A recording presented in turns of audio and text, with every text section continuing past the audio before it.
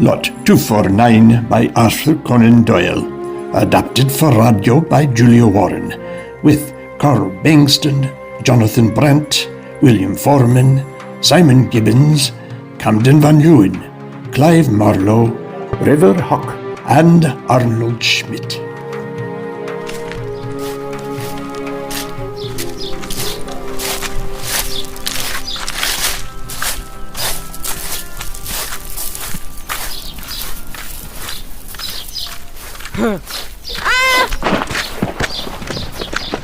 Good Lord, what a brute.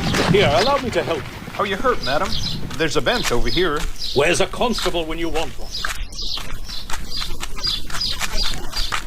Why? I'm in a great hurry, you know.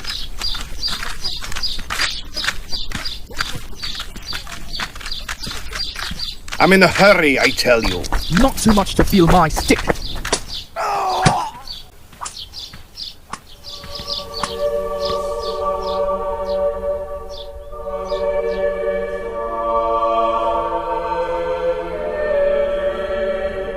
I suppose it rests with me to tell the story? Does it?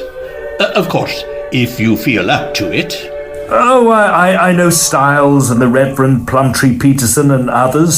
Saw and heard things too. But in the main, I was the one who witnessed most at first hand, so to speak. I was on the spot, you see. Lately enrolled as freshman at one of the old colleges of Oxford, and just moved into a set of rooms at the top of an old corner turret there.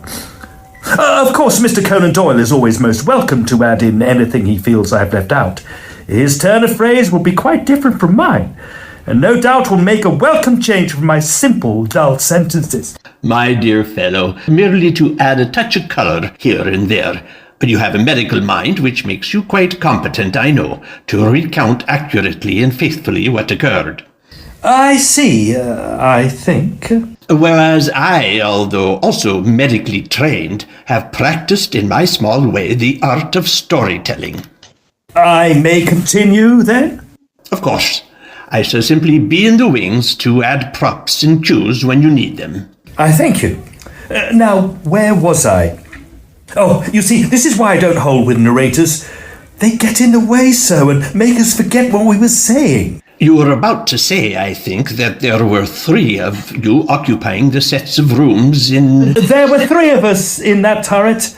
I occupied the top floor, Edward Bellingham the floor beneath, and William Monkhouse Lee the lowest story. Styles, our scout, had rooms on the ground floor and waited on us from there. There, that's the last of them. Where would you like these, sir?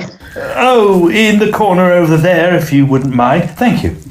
Need a hand with this box then, Mr. Smith? I'll take that. Thank you, Styles. That'll be the lot then, sir? Yes, I believe so. Here. Thank you very much, sir. Thank you very much, sir. Hello? Hello up there? Anybody home? Is that you, Hasty? Indeed it is. Are you settled in yet? Near enough. Come on up.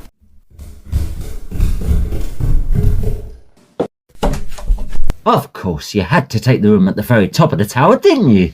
Ah, well, good for training. Ah, speaking of which... Oh, beg your pardon, gentlemen. That's all right, sir. We were just on our way. And a good evening to you both, gentlemen. And thank you again, Mr. Styles. As I was saying, fancy putting in a few hours on the river before dinner? Rowing? Yes, why not? And before this weather breaks. I fancy we're heading for a storm later on.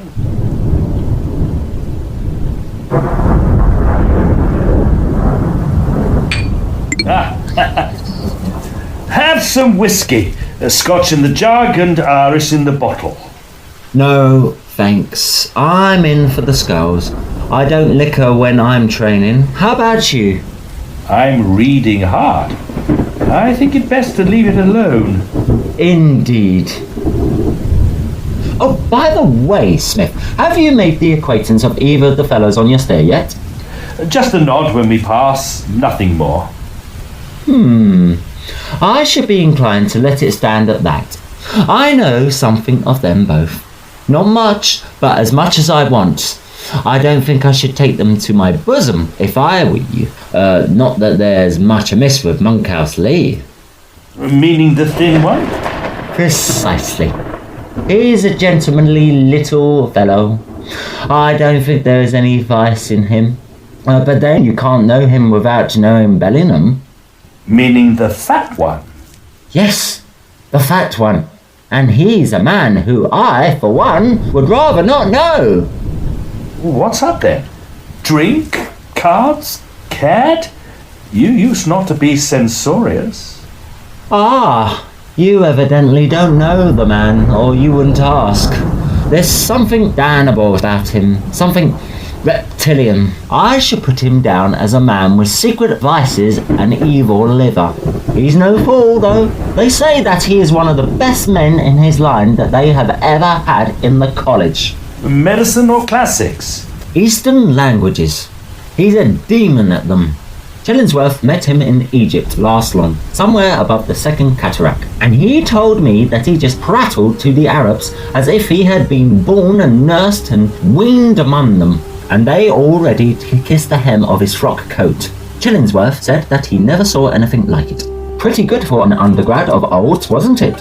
Why do you say you can't know Lee without knowing Bellingham?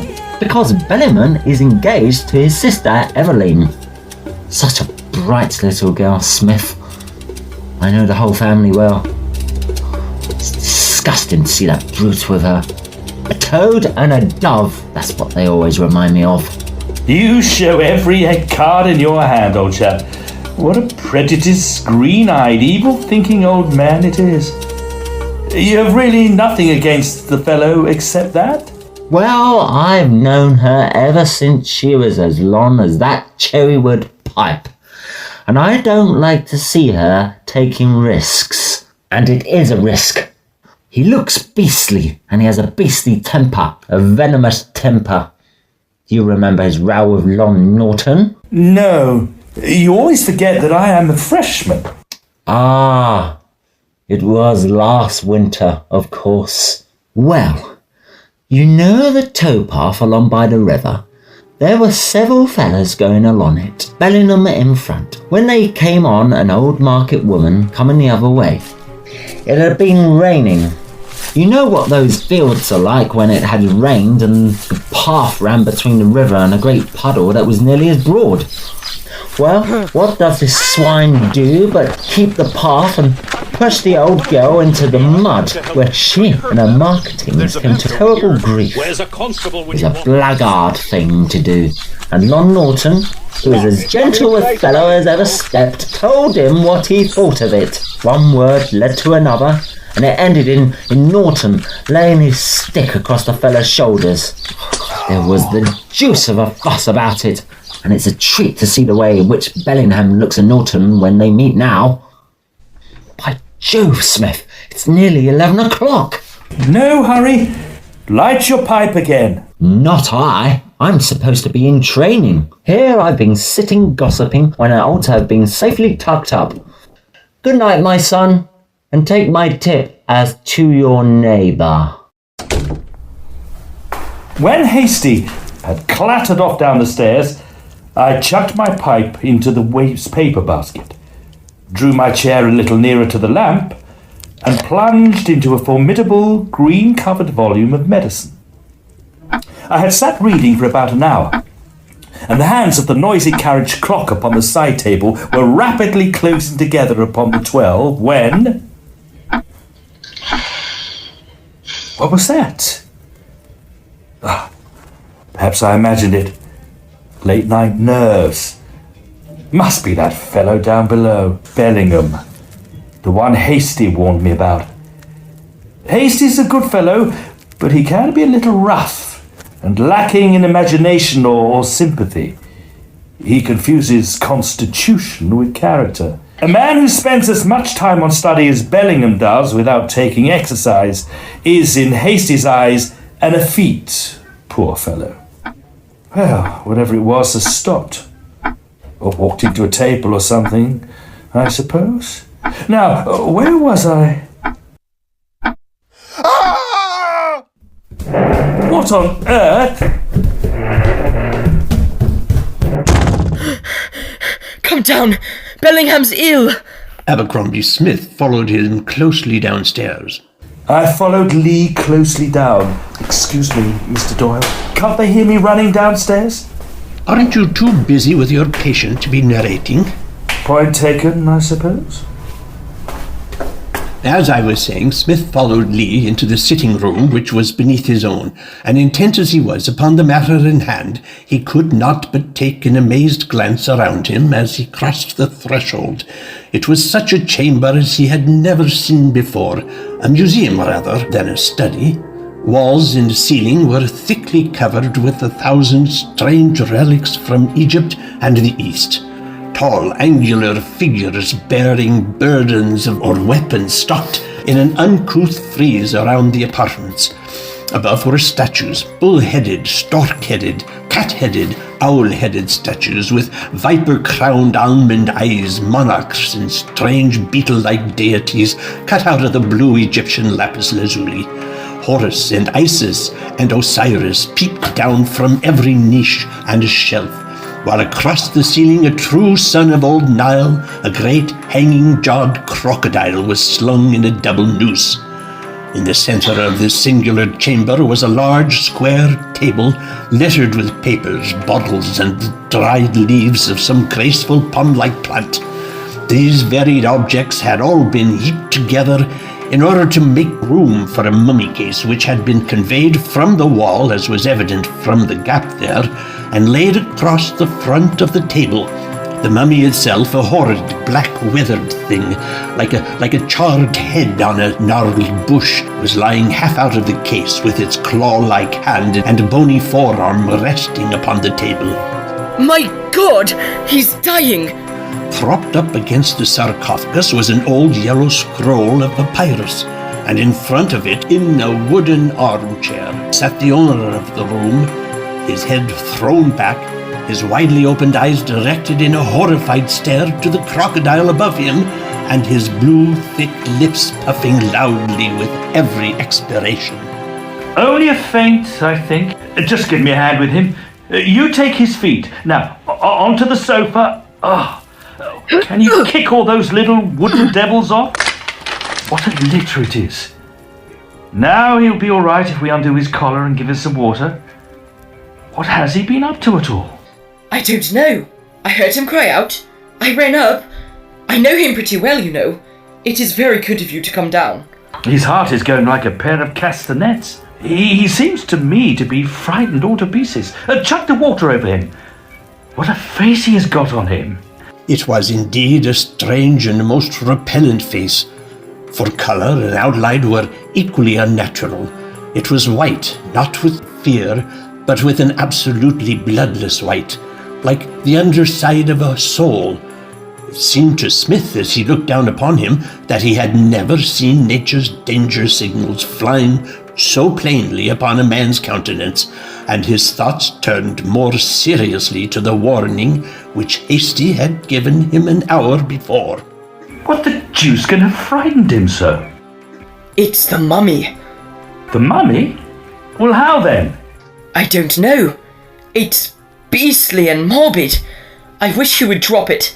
It's the second fright he has given me. It was the same last winter. I found him just like this, with that horrid thing in front of him. What does he want with the mummy then? Oh, he's a crank, you know. It's his hobby. He knows more about these things than any man in England. But I wish he wouldn't. He's beginning to come to. What's up? What do you chaps want? You've been shrieking out and making no end of a fuss. If our neighbour here from above hadn't come down, I'm sure I don't know what I should have done with you. It's Abercrombie Smith. How very good of you to come in. What a fool I am. Oh my God, what a fool I am.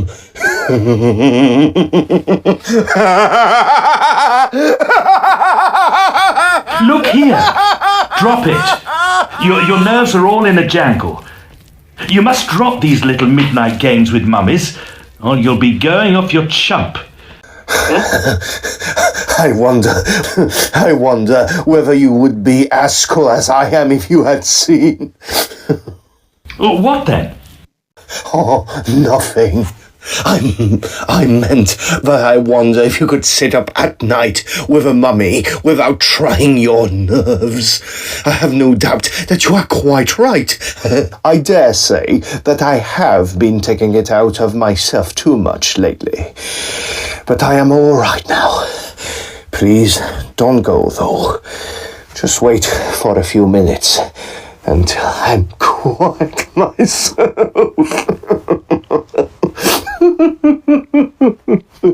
The room is very close. Let me open the window. It's balsamic resin. It's quite pungent, isn't it? It's the sacred plant, the plant of the priests. Do you know anything of Eastern languages, Smith? Nothing at all. Not a word. The answer seemed to lift a weight from the Egyptologist's mind. He is a singularly fine mummy, Smith. Is he indeed? Well, I'll take your word for it.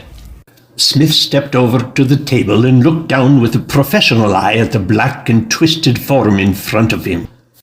The features, though horribly discoloured, were perfect, and two little nut-like eyes still lurked in the depths of the black hollow sockets. The blotched skin was drawn tightly from bone to bone, and a tangled wrap of black coarse hair fell over the ears. He has his teeth still. Well, his must have been a well-nourished life, judging from those alone. Yuck! In its crouching position, with bent joints and craned head, there was a suggestion of energy about the horrid thing which made Smith's gorge rise. The gaunt ribs, with their parchment-like covering, were exposed, but the lower limbs were wrapped around with coarse yellow bandages. What are those bits lying everywhere? Tea leaves? Myrrh and cassia. Those will be sprinkled over the body at the burial. Who was he? I don't know his name. Lot 249 is all the title he has now. You see it printed on his case.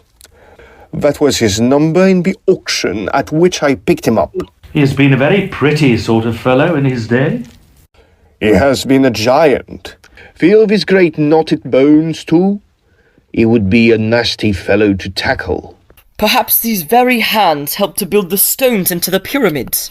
No fear. This fellow has been pickled in natron and looked after in the most approved style.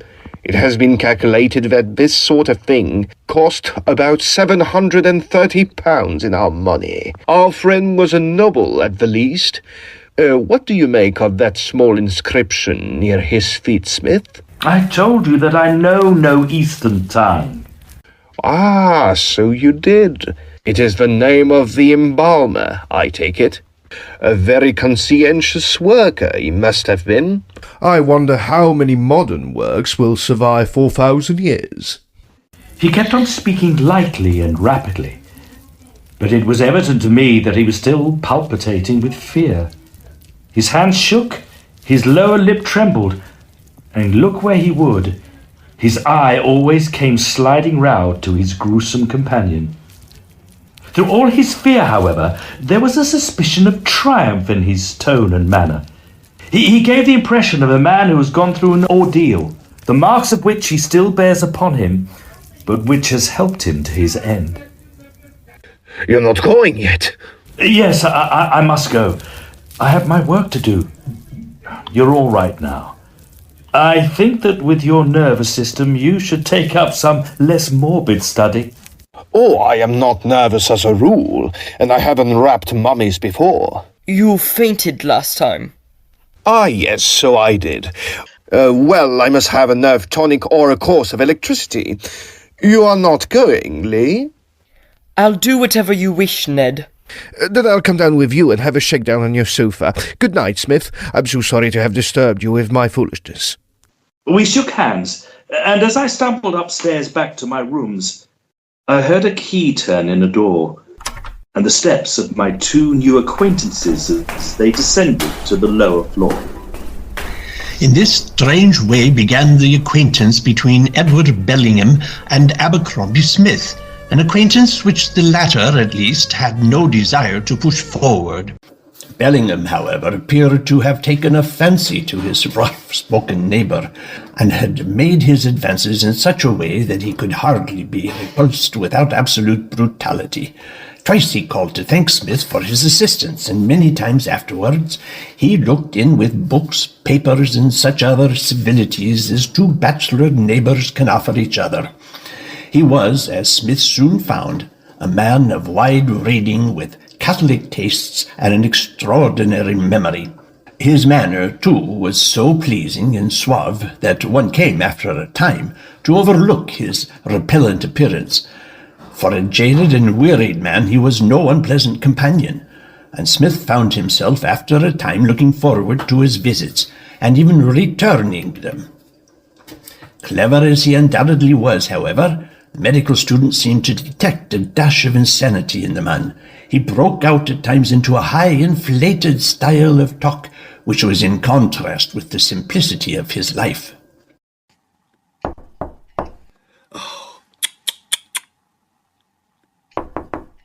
Oh, indeed, dearie me.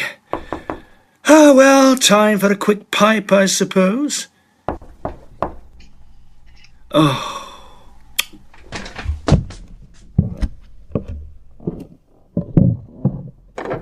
Oh, I hope I haven't disturbed you, but I felt I should offer you these volumes by way of thanks for the other night. Oh, there really is no need, I assure you. Oh, but I should feel the better for it. I thought they might be of interest. Indeed they are. I thank you. Won't you come in? If you are sure. I wouldn't like to distract your mind from your work.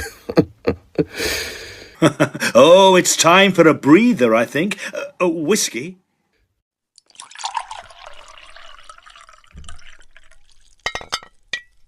It's a wonderful thing to feel that one can command powers of good and evil, a ministering angel or a demon of vengeance.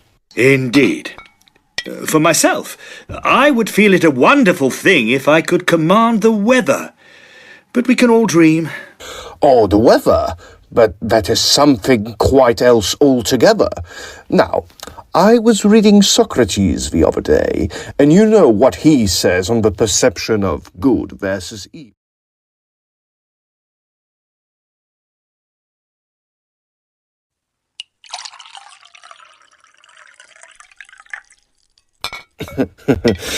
Lee is a good fellow, an honest fellow, but he is without strength or ambition. He would not make a fit partner for a man with a great enterprise. Oh, well, he could probably do with a good night's sleep and fresh air. He looks a trifle peaky at the best of times. He would not make a fit partner for me. Indeed. And fresh air might do you some good, too. Get the circulation going properly. Cooped up too much indoors has been shown to have a deleterious effect on the nerves, you know. Whatever do you mean? Well, and mind, I have spoken to you about it before. I have observed you have a habit of talking to yourself. Often late into the night. Even when you fancy yourself to be whispering, the night is so quiet, it remains very audible. My dear fellow, what do you mean? I do nothing of the kind, I tell you. Never uttered a sound. Well, if it wasn't you, who was it? For on each occasion it has come quite clearly from your room and... Nonsense! You're imagining it, I tell you.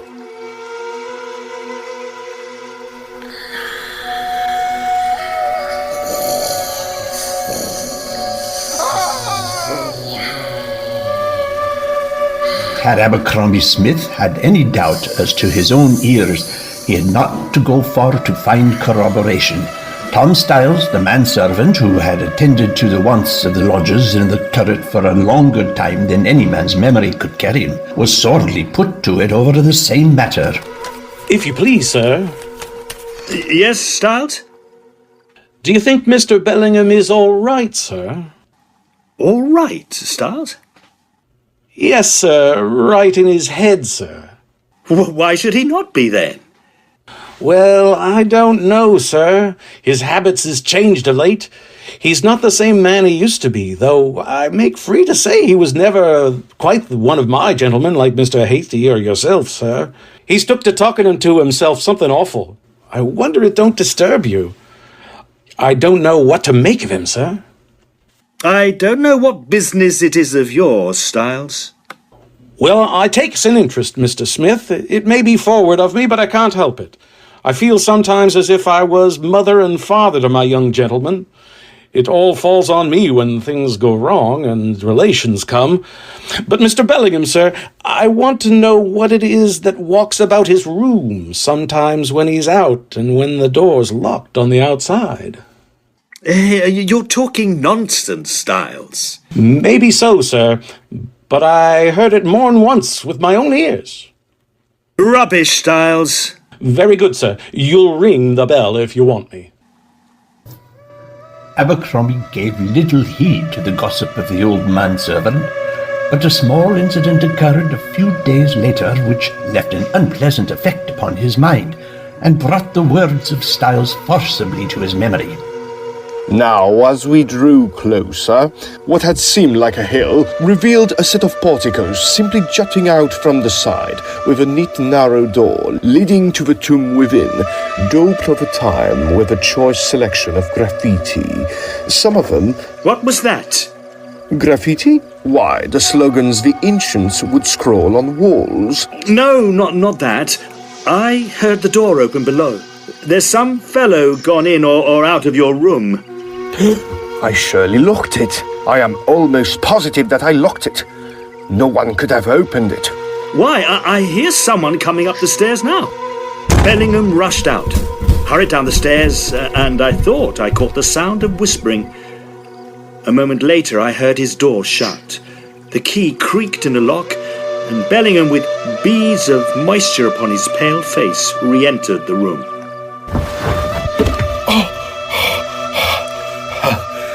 It's all right. It was that fool of a dog.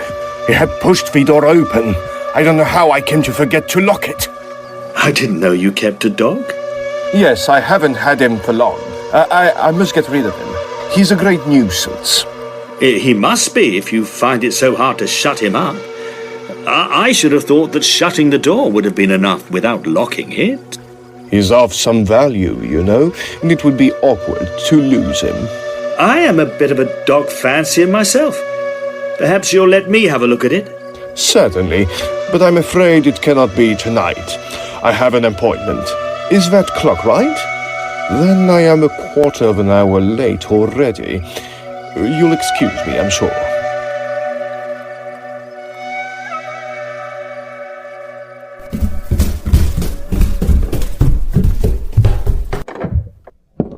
Still at it? Barely.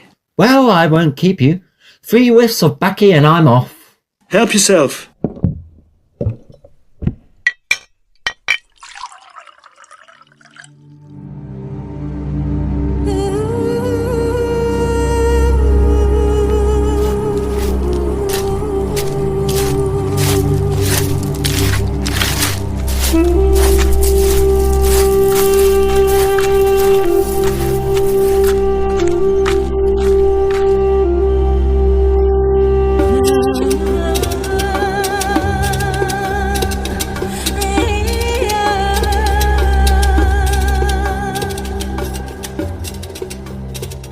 A dog?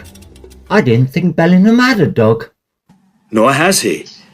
I know it for a fact. I also know it was no animal I heard on the stairs. But if it were not, then what could it be?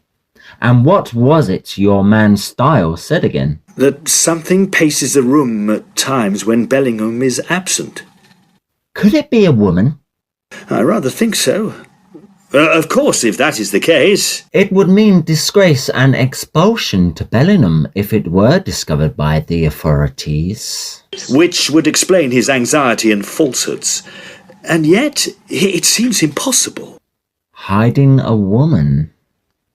It does happen. Yes, but not without being immediately discovered. Oh, by the way, have you heard about Lon Norton? What's that? He's been attacked. Attacked? Yes, just as he was turning out the high street, and within 100 yards of the gate of Olds. But who? Ah, that's the rub. If you said what, you would be more grammatical. Norton swears that it was not human, and, indeed, from the scratches on his throat, I should be inclined to agree with him. What then? Have we come down to spooks? Well, no. I don't think that is quite the idea either. I am inclined to think that if any showman has lost a great ape lately, and the brute is in these parts, a jury would find a true bill against it. Norton passes that way every night, you know, about the same hour. There's a tree that hangs low over the path, the big elm from Rainey's garden.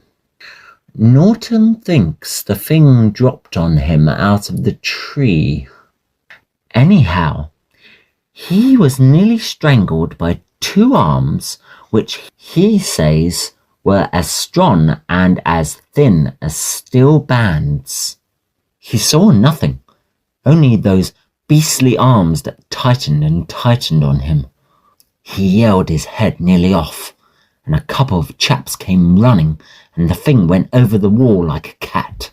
It gave Norton a shake-up, I can tell you. A garrotter, most likely. Very possible, but he had long nails.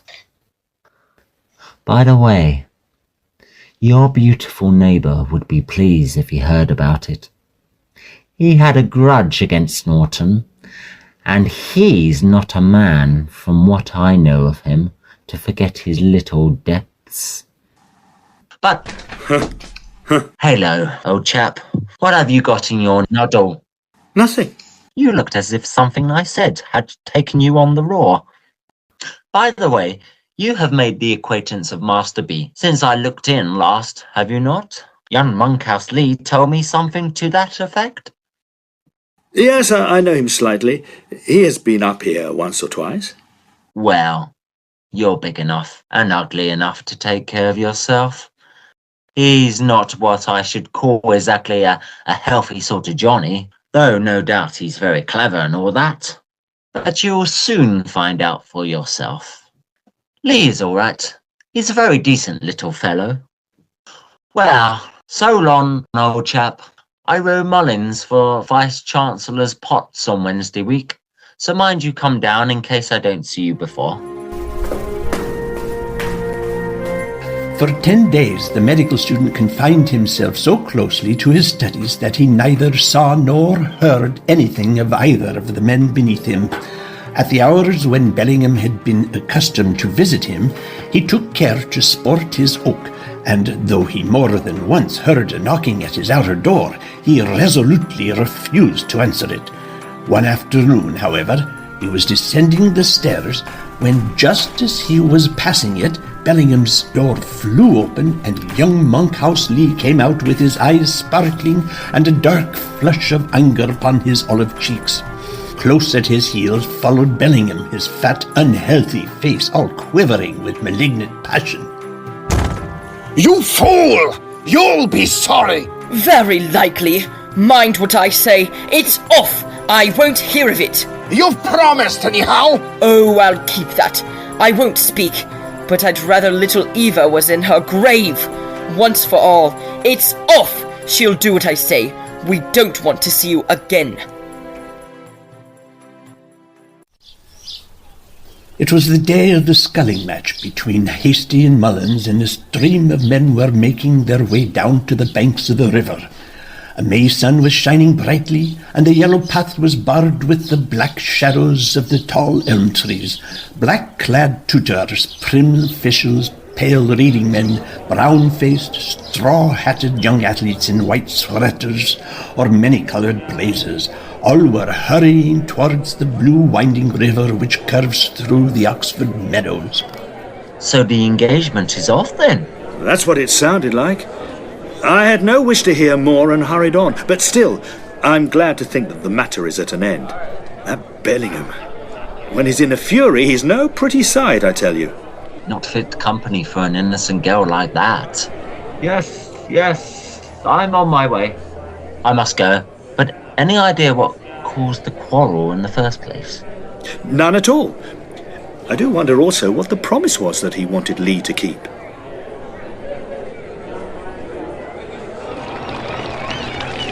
Go, Hasty, go! Hey! Excuse me. Oh, hello, Lee. Come to cheer them on? I saw you there. I wanted to speak to you. If you could spare me a half hour?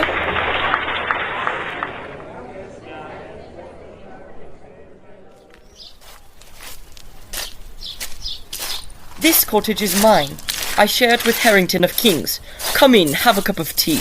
I must be back presently. I'm hard on the grind at present, but I'll come in for a few minutes with pleasure. I wouldn't have come out, only Hasty is a friend of mine. So he is of mine. Hasn't he a beautiful style? Mullins wasn't in it. But come into the cottage. It's a little den of a place, but it is pleasant to work in during the summer months. I say, this is a jolly place you have here. I like it. Try that chair and have a cigarette. Let me pour you out a cup of tea. It's so good of you to come in, for I know that your time is a good deal taken up. I wanted to say to you that, if I were you, I should change my rooms at once. Eh? Yes, it must seem very extraordinary, and the worst of it is that I cannot give my reasons, for I'm under a solemn promise, a very solemn promise. But I may go so far as to say that I don't think Bellingham is a very safe man to live near. I intend to camp out here as much as I can for a time. Not safe? What do you mean? Ah, that's what I mustn't say. But do take my advice and move your rooms. We had a grand row today. You must have heard us, for you came down the stairs. I saw that you had fallen out. He's a horrible chap, Smith. That is the only word for him. I had my doubts about him ever since that night when he fainted. You remember, when you came down. I taxed him today, and he told me things that made my hair rise, and wanted me to stand in with him. I'm not straight-laced, but I am a clergyman's son, you know, and I think there are some things which are quite beyond the pale. I only thank God that I found him out before it was too late, for he was to have married into my family. This is all very fine, Lee, but either you're saying a great deal too much or a great deal too little. I give you a warning. If there is real reason for warning, no promise can bind you. If I see a rascal about to blow a place up with dynamite, no pledge will stand in my way of preventing him. Ah, but I cannot prevent him, and I can do nothing but warn you. Without saying what you warned me against? Against Bellingham. Oh, but that is childish. Why should I fear him or any man? I can't tell you. I can only entreat you to change your rooms. You are in danger where you are. I don't even say that Bellingham would wish to injure you, but it might happen, for he is a dangerous neighbour just now. Oh, perhaps I know more than you think. Suppose I tell you that someone else shares Bellingham's rooms. You know then? A woman. Oh, my lips are sealed. I must not speak. Well, anyhow, it is not likely that I should allow myself to be frightened out of rooms which suit me very nicely. It would be a little too feeble for me to move out all my goods and chattels, because you say that Bellingham might, in some unexplained way, do me an injury. I think that I'll just take my chance and stay where I am. And as I see that it's nearly 5 o'clock, I must ask you to excuse me. I bid you good day.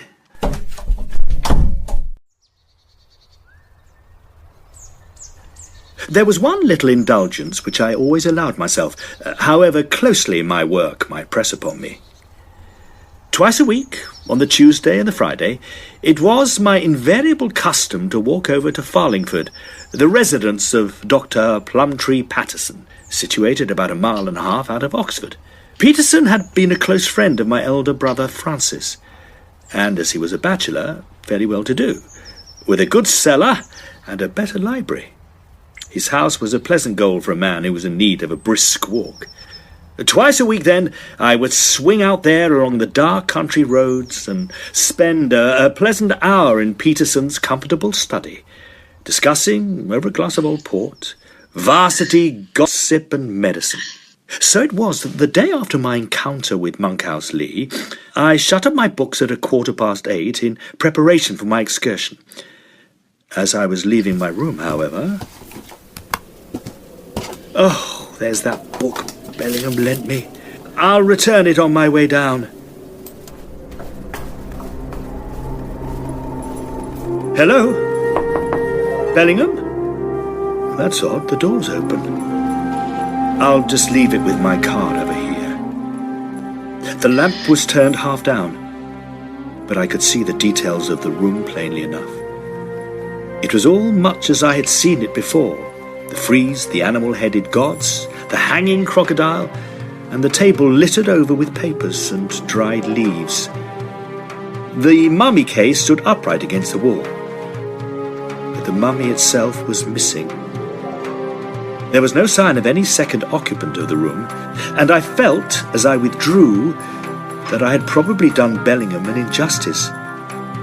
Had he a guilty secret to preserve, he would hardly leave his door open so that all the world might enter. The spiraled stair was as black as pitch, and I was slowly making my way down its irregular steps when I was suddenly conscious that something had passed me in the darkness. There was a faint sound, a whiff of air, a light brushing past my elbow. Is that you, Styles? All was still behind me, and yet I could almost have sworn that I heard a footfall by my very side. Is that you, Smith? Oh, hello, Hasty. For God's sake, come at once. Young Lee is drowned. The doctor is out. You'll do, but come along at once. There may be life in him. Have you brandy? No. I'll bring some. There's a flask on my table.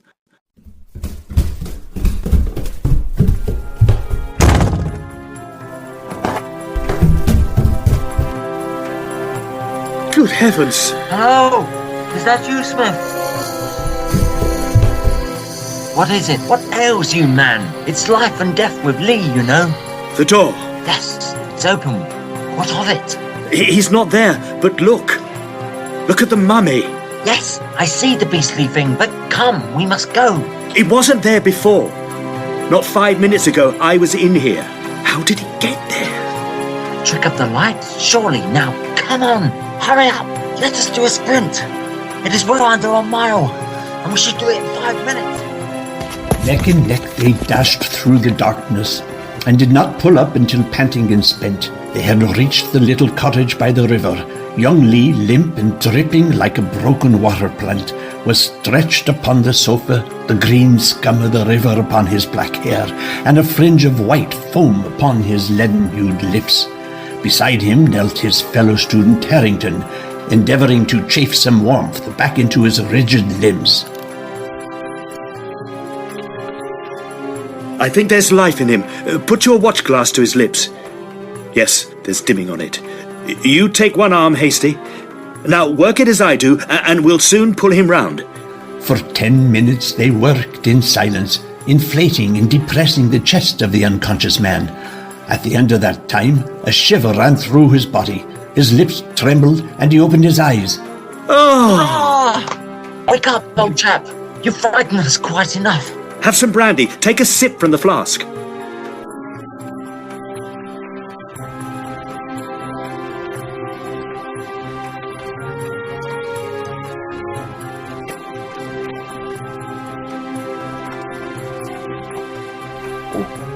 What's up? I've been in the water.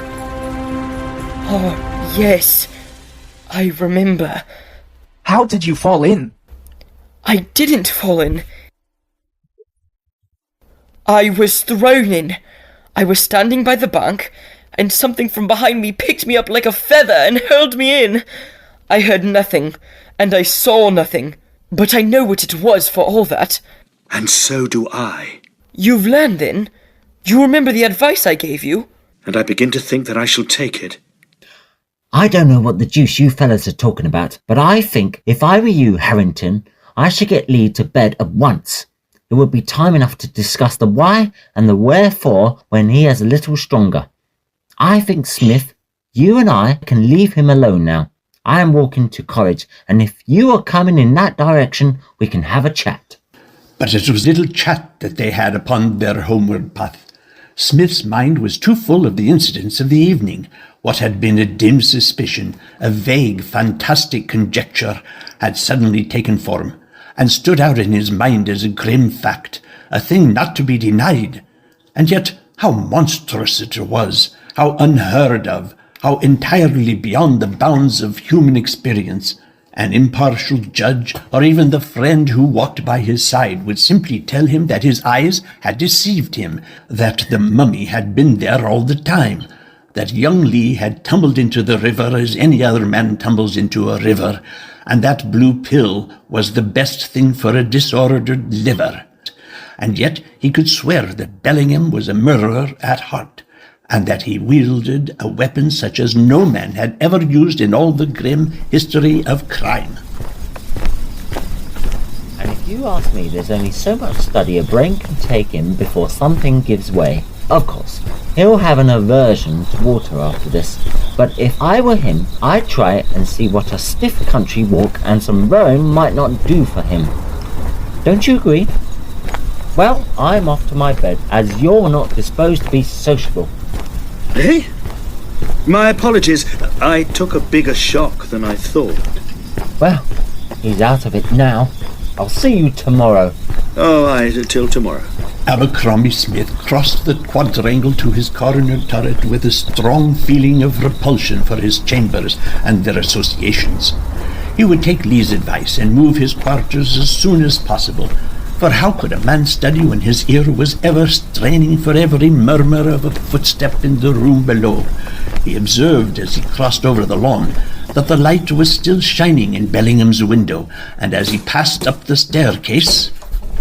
Good evening. Won't you come in? No. No? You are busy as ever. I wanted to ask you about Lee. I was sorry to hear that something was amiss with him. You'll be sorrier still to hear that Monkhouse Lee's doing very well, and he is out of all danger. Your hellish tricks have not come up this time. Oh, you needn't try to brazen it out. I know all about it. You are mad. What do you mean? Do you assert that I had anything to do with Lee's accident? Yes, you and that bag of bones behind you. You worked it between you. I tell you what it is, Master B. They've given up burning folk like you, but we still keep a hangman, and by George, if any man in this college meets his death while you are here, I'll have you up, and if you don't swing for it, it won't be my fault. You're a raving lunatic. All right. You just remember what I say, for you'll find that I'll be better than my word.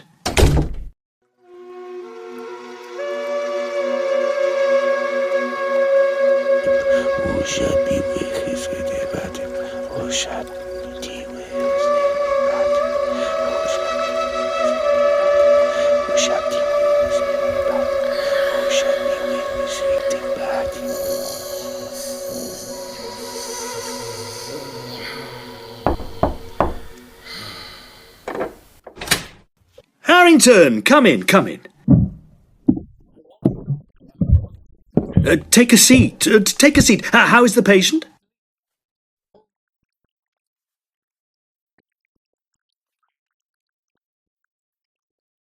Oh, aye. Anything in particular?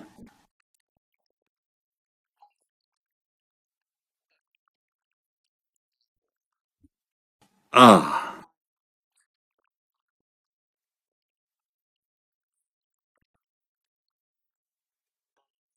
Well, you've warned me off the fellow already, so you'll not be surprised to hear Lee warned me too, in much stronger terms.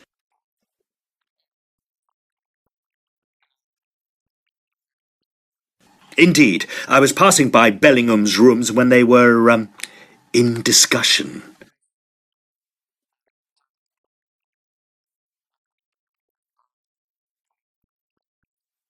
I would say most undoubtedly, but I have no proof. So would I. But then, so am I. So am I.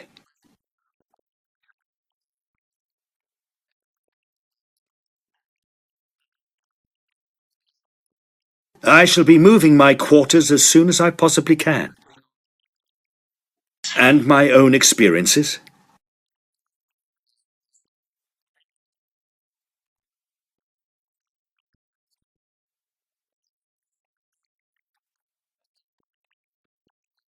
Oh, no fear of that. I shall be visiting Peterson, as I didn't get to him yesterday. A good walk and a friendly chat, which will be most welcome to my nerves. When is Coulthard leaving his rooms?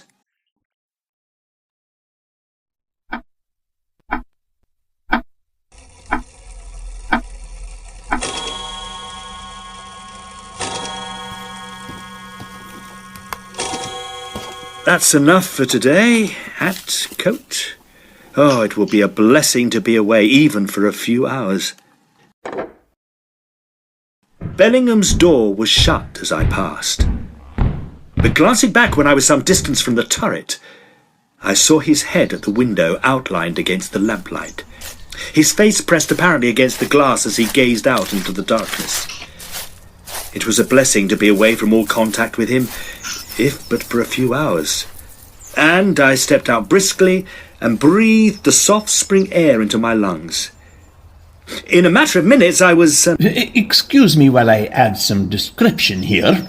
If you must. You do realise that this holds us up. Action and colour. Now I must add the colour. Very well, but be quick about it. I'm almost outside Aural as it is.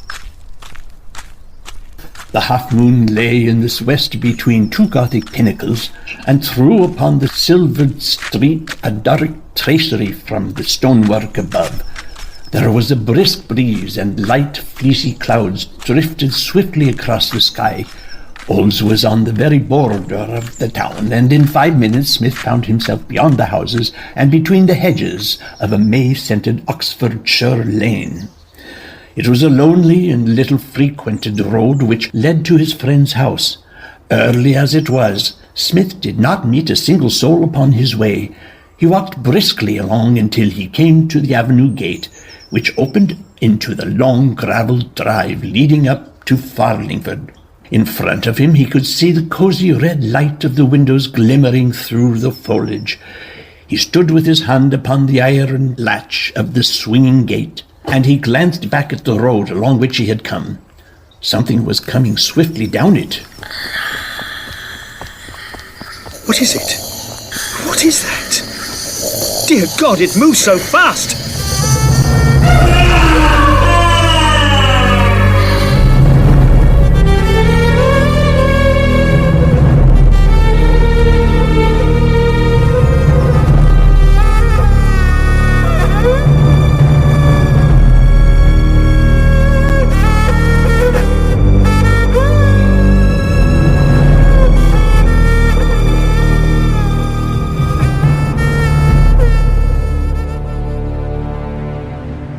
It moved in the shadow of the hedge, silently and furtively, a dark, crouching figure dimly visible against the black background. Even as he gazed back at it, he had lessened its distance by 20 paces, and was fast closing upon him.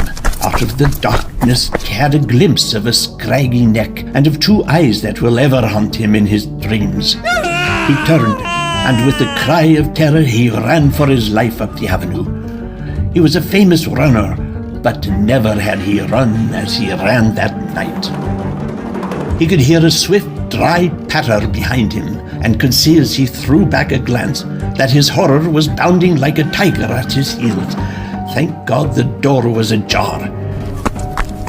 With a shriek he flung himself against the door, slammed and bolted it behind him, and sank half-fainting onto the hall chair.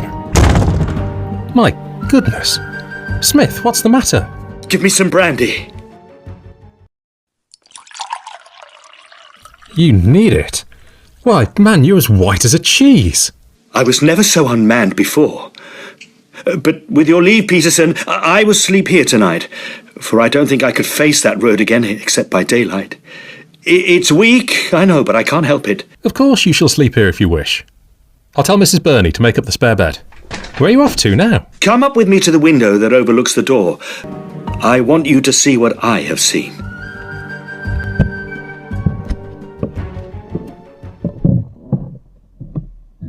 All seems quiet. Well, really, Smith, it is well that I know you to be an abstemious man. What in the world can have frightened you? I'll tell you presently. But where can it have gone? Now, look. See the curve of the road just beyond your gate? Yes, I see. You needn't pinch my arm off. I saw someone pass. I should say a man. Rather thin, apparently. And tall. Very tall. But what of him? And what of yourself? You're still shaking like an aspen leaf. I have been within hand grip of the devil, that's all. But come down to your study and I shall tell you the whole story. It is monstrous and incredible, but it is true. I've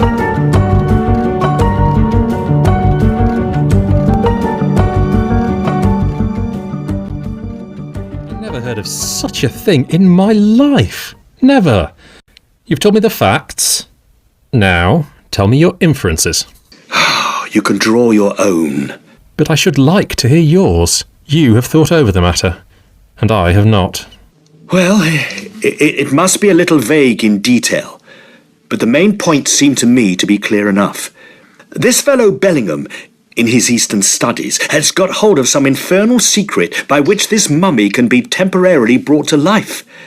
Evidently only a passing thing, for I have seen it continually in its case as dead as his table.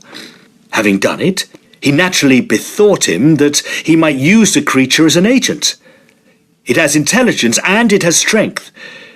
For some purpose he took Lee into his confidence. But Lee would have nothing to do with such a business. Then they had a row, and Bellingham set this creature of his own on his track.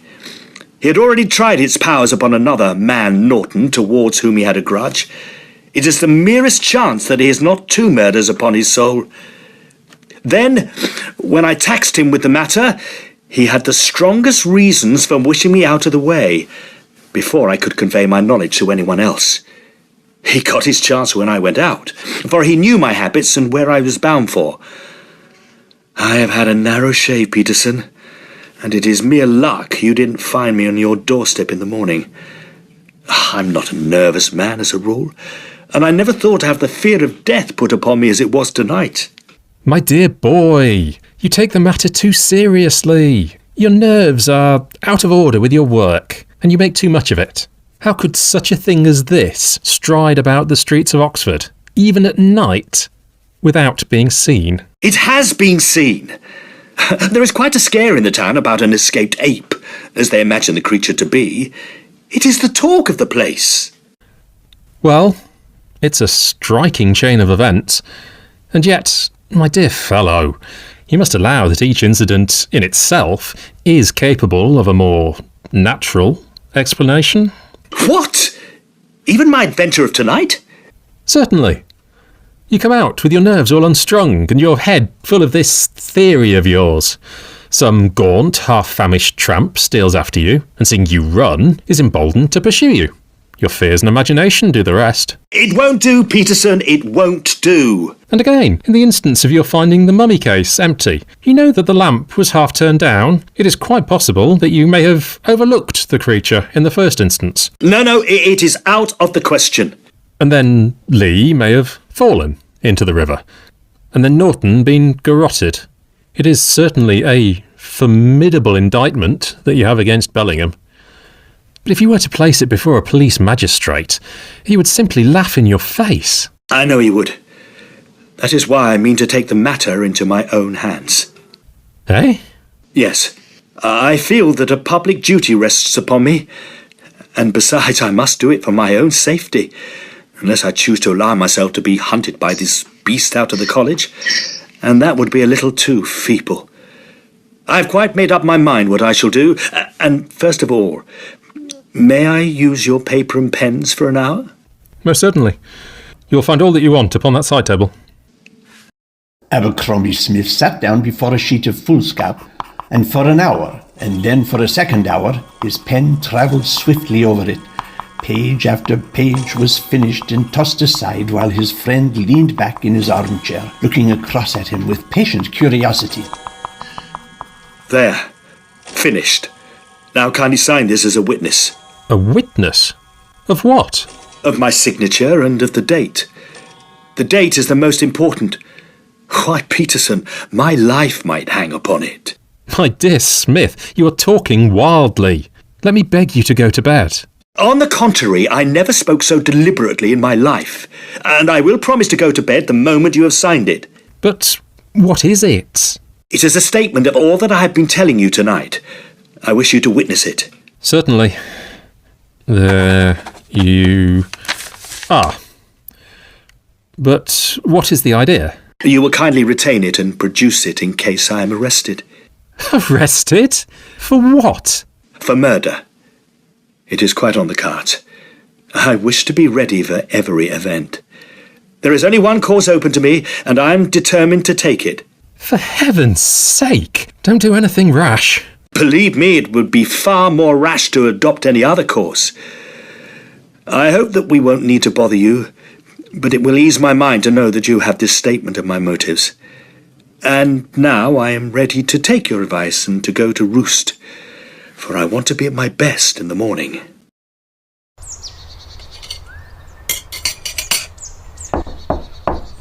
Hasty, it's me, Smith. Come in. Hello. What's up? Have some coffee. I want you to come with me, Hasty, and do what I ask you. Certainly. And bring a heavy stick with you. Hello. Here's a hunting crop that would fell an ox. One other thing. You have a box of amputating knives. Give me the longest of them. There you are. You seem to be fairly on the war trail. Anything else? No. That will do. I came prepared as well. Is that a revolver? And loaded. Our friend, if he has any brains, will not argue with that, I think. Let's be off.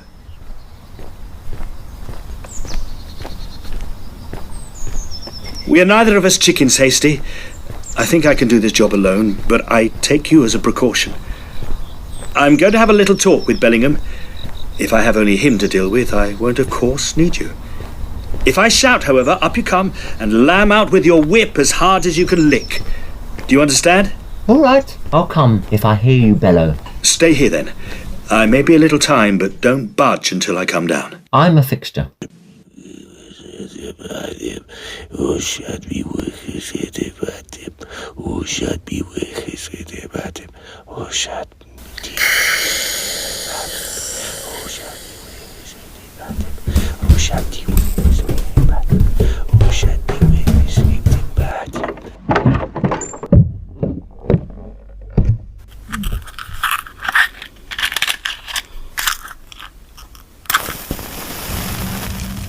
Well, really now, you make yourself at home. This is a watch, this is a pistol, and that is a knife. Indeed, you have brought a whole armory with you for reasons beyond my comprehension. It is easily understood. Just get to work and cut up that mummy. Is that it? Yes, that is it. They tell me that the law can't touch you, but I have a law that will set matters straight. If in 5 minutes you have not set to work, I swear by the God who made me that I will put a bullet through your brain. Would you murder me? Yes. And for what? To stop your mischief. 1 minute has gone. But what have I done? I know and you know. This is mere bullying. 2 minutes are gone. But you must give reasons. You're a madman, a dangerous madman. Why should I destroy my own property? It is a valuable mummy. You must cut it up, and you must burn it. I will do no such thing. 4 minutes are gone. Oh, Shabti. Silence! Oh, Shabti, where's hit him, had him. Now into the fire. And that was it. Harrowing, even by daylight. But we were in time before Bellingham's sorcery could take full effect. and were able to break the mummy into pieces and burn it to ashes. Then we started on Bellingham's papers and papyrus. No, don't burn that! Why, man, you don't know what you do. It is unique. It contains wisdom which is nowhere else to be found. Out with it! But look here, Smith. You can't really mean it. I'll share the knowledge with you. I'll teach you all that is in it. Or stay. Let me only copy it before you burn it.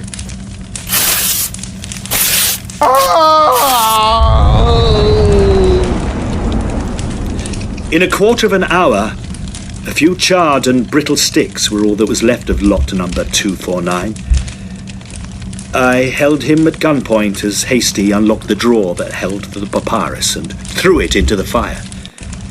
Bellingham screamed and grabbed at it, but Hasty pushed him back and I stood over it until it was reduced to a formless grey ash. No! No! No! No!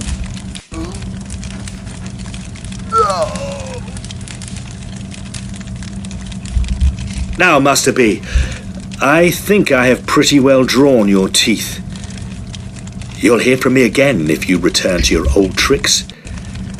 And now, good morning, for I must go back to my studies. And such is the narrative of Abercrombie Smith as to the singular events which occurred in Old College, Oxford, in the spring of '84. As Bellingham left the university immediately afterwards and was last heard of in the Sudan, there is no one who can contradict his statement. But the wisdom of men is small, and the ways of nature are strange, and who shall put a bound to the dark things which may be found by those who seek for them?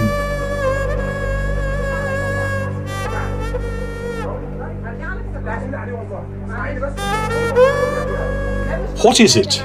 They have found something, Professor. Come, quickly! Did you hear that, Bellingham? Let us go see. At once, Professor.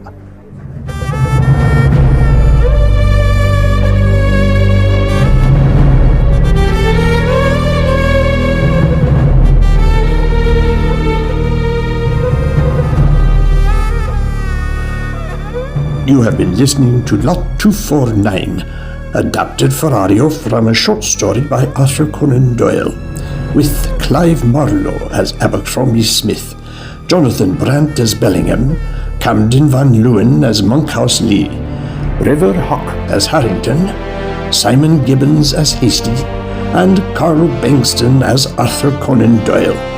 Other parts were performed by members of the cast.